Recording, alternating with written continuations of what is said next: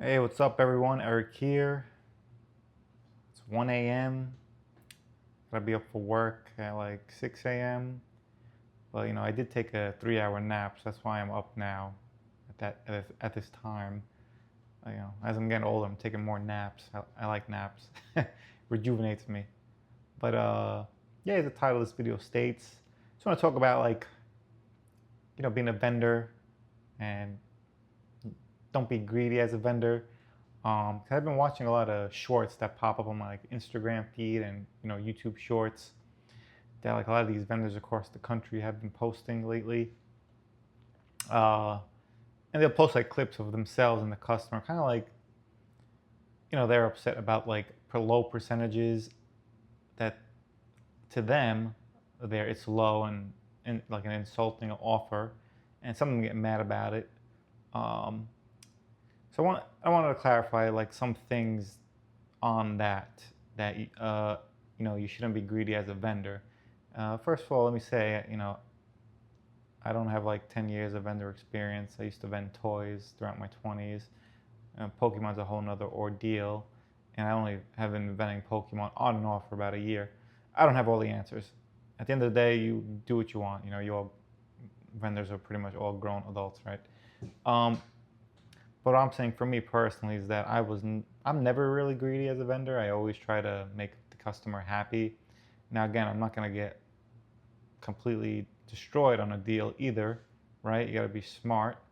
Um, so what I mean by don't be greedy is,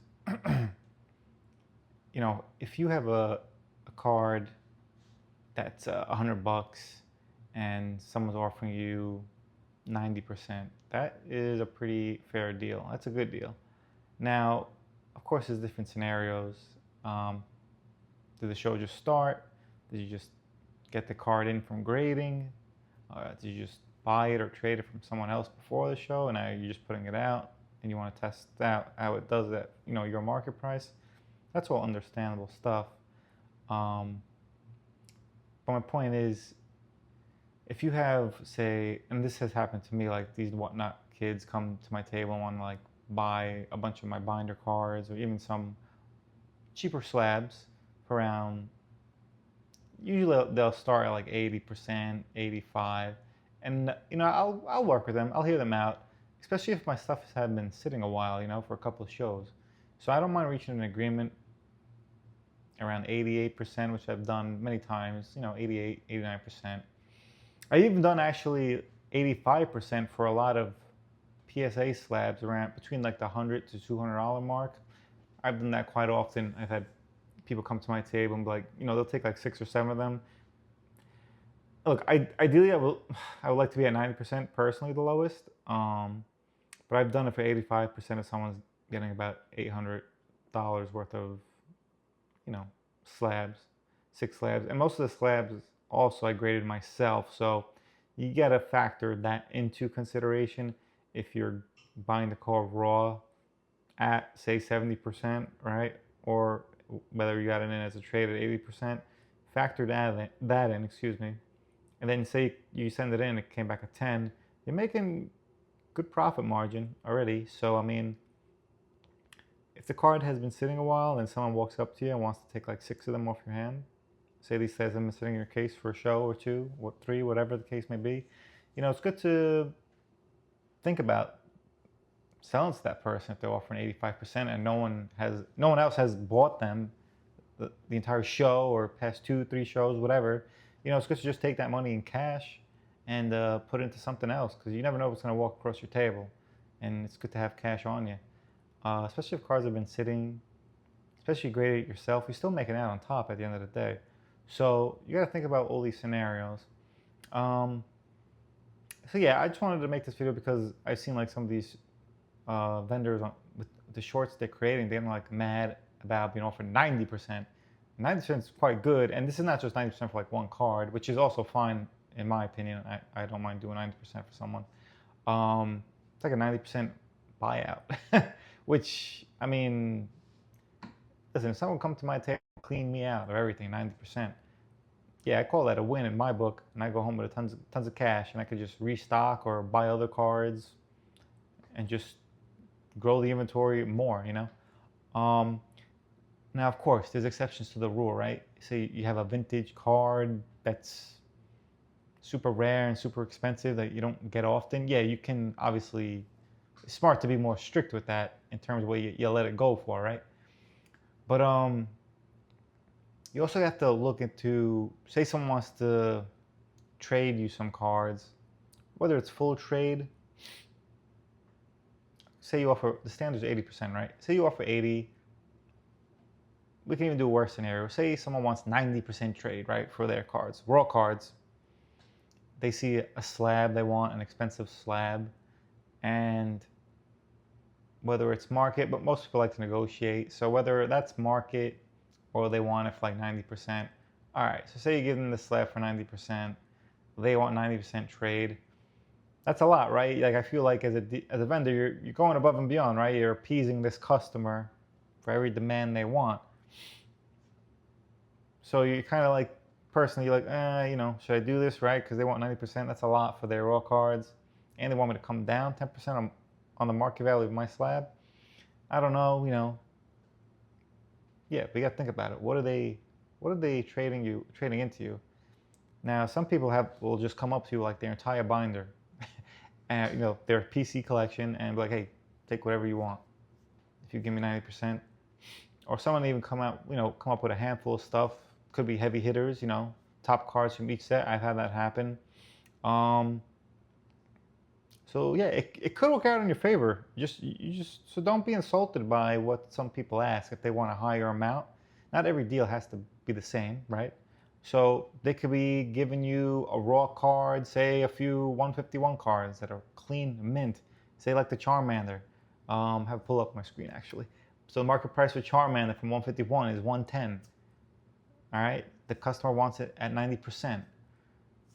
I don't have a calculator in front of me, but let's just say it's like $100. All right, take it in at 100. It's clean, mind you. This card is super clean. You as a vendor, as a dealer, whatever you want to call it, you looked over this card. You know how to pre-grade. You know what to look for. It's well centered, very good centering. No whitening on the back, no scratches, none of this. You do the deal. You give them the slab at 90%. You take in this Charmander at 90% trade value and whatever, maybe there's a few other nice cards that, raw cards he gives in. But going back to the Charmander as an example, you send this into PSA. It comes back 10 months later. That's a joke, by the way. That Charmander in a 10 is worth around $700 to $750. So what I'm trying to say is, as a vendor, you gotta open your mind and see the bigger picture. I feel like a lot of these people posting shorts, they're not thinking about the bigger picture. They're just getting upset by someone walking up to the table and offering a percentage, which you shouldn't get upset. Just say, I can't really do that, man, whatever, man or woman, whatever. And with shop owners will come up to you, whatnot, people come up to you. You never know. It's good to make, especially if you're starting out in this, it's good to make, and say these people are nice to you. They're nice, they're friendly, they're nice people. It's good to give them deals, build relationships, especially local shop owners. Because if you vend the same shows, you're gonna see the same people. You'll be surprised quite often.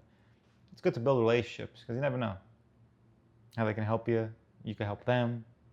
They keep coming back to you. You keep supporting their business. They support you. Whatever, vice versa. So, these shorts, they're a little cringe, man. I really don't want.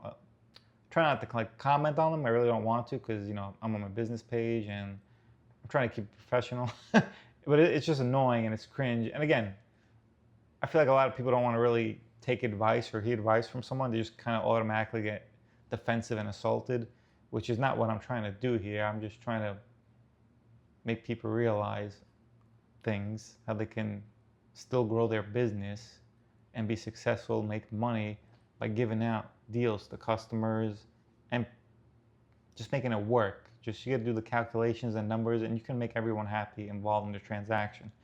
So yeah, going back to the Charmander, yeah, you took it at 90%.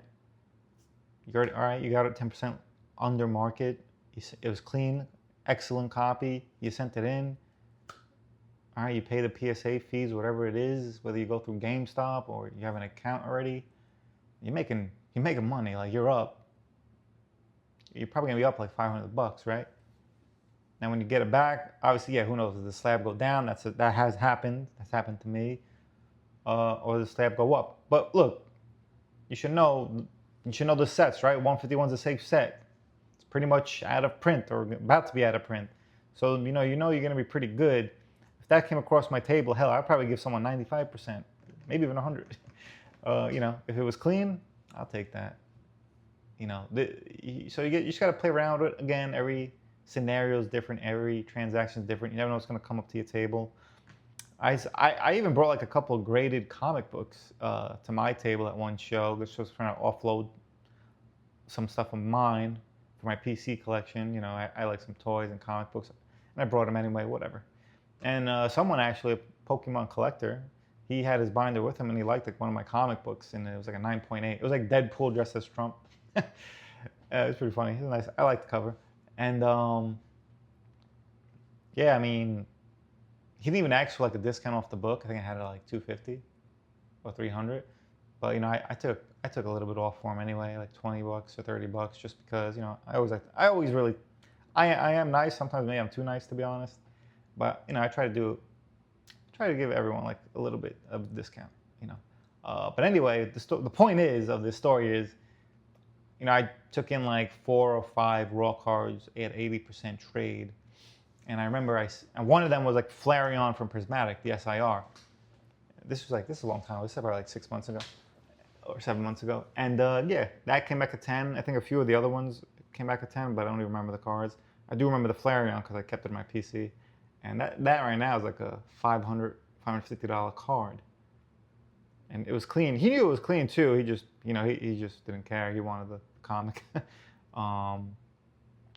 Oh yeah, and he also took some slabs from me. So yeah, I had some Destined Rivals slabs in PSA 10. Not like the heavy hitters, but like they were like around $80-$90 a piece, and he wanted that he was collecting Destined Rivals slabs. His computer screen just closed. So yeah, worked out a deal. Was very happy for me. Those slabs were sitting in my case, and that comic book was sitting with me for a while. All that stuff I took with several shows with me, wasn't moving. So finally it came up to me. We worked out a deal. I was more than happy to move that product. I was definitely more than happy to take those raw cards in, especially because they were minty fresh, and I love minty fresh raw cards that I can send into grading. There's nothing more than I like than that, which I have to start doing actually, because I don't have a pile ready. So yeah, that's it.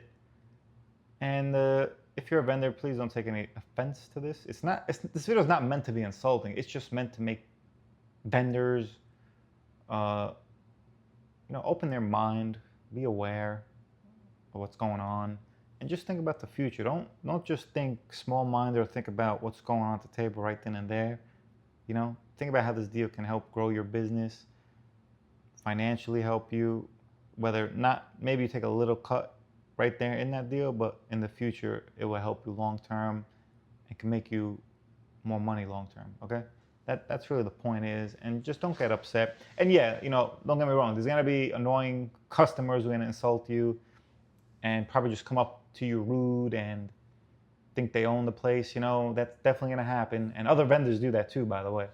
So that's why I don't really walk around at shows. I made some good vendor friends and customers. I made good friends, returning customers and vendors that I just talk with on Instagram and things like that. But and I'll be honest, I'm not the most social person.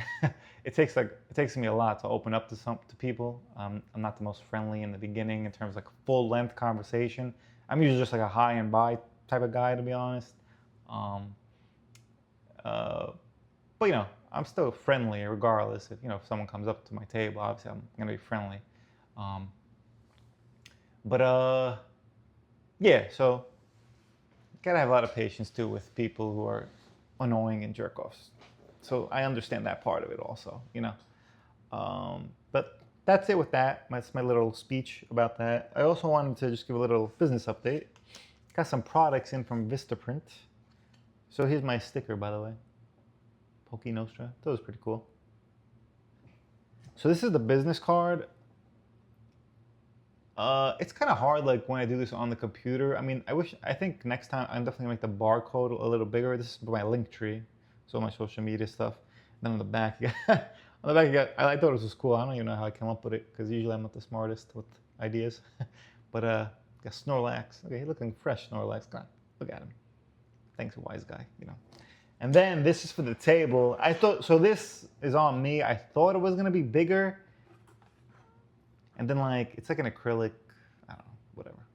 But this is for like payment options, okay? It's good to have something else on your table. Another friendly beginner vendor tip. If most vendors obviously should know this, but, and this came like in 2 pieces, which is okay. I guess I can like hand it to the, let me go back a little. I guess I can hand it to the customers like, here you go. If they don't want to reach for it or, you know, reach over with their phone. But it's a lot smaller in person. I don't know how it looks on the camera. But it's only like 6 inches tall and like 5 inches wide. I thought it was gonna be bigger, more like a piece of standardized, you know, printer paper. That's what I was really going for. But I'm still gonna keep it. It's still fine. Does the job. Got the barcodes. I also should have made the barcodes a little bigger, the payment options, but it still works. I tested them all out, obviously, and there's no like interference because the barcodes are pretty close to each other. I am aware of that. But for, you know, for now, whatever. I spent the money. It was like $15. Pretty cool. It's nice looking, you know. So listen, I'll use all this stuff for now, and if I want to change stuff in a year or whatever, I gotta get back. The most important thing is me getting back to shows. My Zion cases came in today. I spent a lot of money on that. Got the color gray. It's a nice color. I'll probably make a video of that, just showing all my vendor equipment I got in, because I just like revamped the whole business, all new equipment, top of the line. I'm probably not gonna film my stuff just because I don't know how to edit. I'm lazy, and yeah, I mean, I don't mind doing this, just talking to the camera. It's very simple because I could just upload video from my phone to YouTube, and that's it. Call it a day, you know. But we'll see. We'll see what happens in the future. So that was it.